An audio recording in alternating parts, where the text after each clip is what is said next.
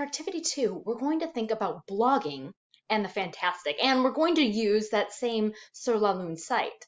So if you use the link on Sur La Lune and you go through the blogs and you scroll through, here's one of the blogs that you can find. This is from September 3rd, 2020. And let's look at the text that was posted.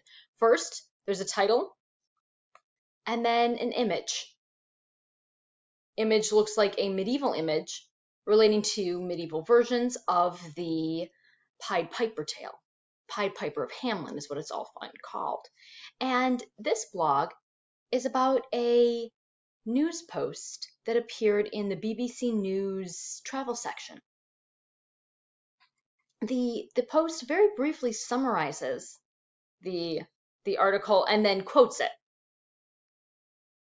And in the very end, it has a comment from the author, that it's interesting and exciting to see mainstream media, serious media, picking up on the importance, the significance of fairy tales. The reason that this travel section apparently picked up on this is that Hamelin, the place where this Pied Piper of Hamelin tale is set, actually capitalizes on the fairy tale itself and has things like rat-shaped breads and dishes and reenactments of this fairy tale to attract tourists. And so this fairy tale has real life in that city, and tourists are going to see it. Now, as we're thinking about the content, very interesting, very cool. Now let's step back and think about how this is working as a blog. Like, what is a blog? What are the elements of a blog? How could we post information as a blog that had been, say, originally in a scholarly paper? So, first of all, what is a blog, right? A blog is an online journal.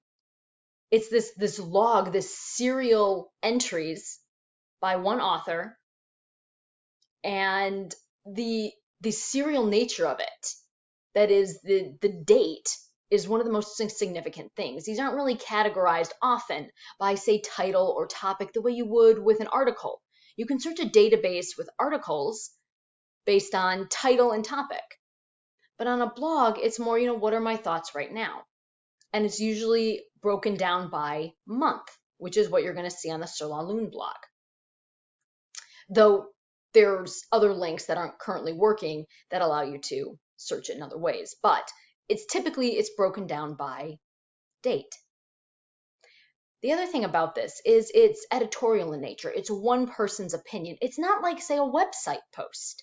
On a website, it would be a more polished professional post. It might have different people's input. A blog is typically one person writing about something on a regular basis. So, in a rather casual way. So, how do we use that? Well, one way is we think about making something, say, conversational. This has a very conversational tone. I mean, it's, hey, here are my thoughts on this thing that I just read. It's also informational. And it has links to sources where this came from. It also pairs image and text. So short conversational text, image, title, and a repeated serial kind of post. So if you were going to include some blogs of information or mimic blogging some of the material for your presentation so that people could look at it, they would be short conversational text as opposed to scholarly. There would be an image involved and typically some kind of opinion or angle. Why does this matter to you? Like we get on this last line. Why this matters to the reader, why I personally cared about this post. Because your relationship with the personality of the blogger is part of this. Whereas in, say, a formal paper, you're never going to use the first person. In a blog, you're definitely going to use that. You're definitely going to have that personal element.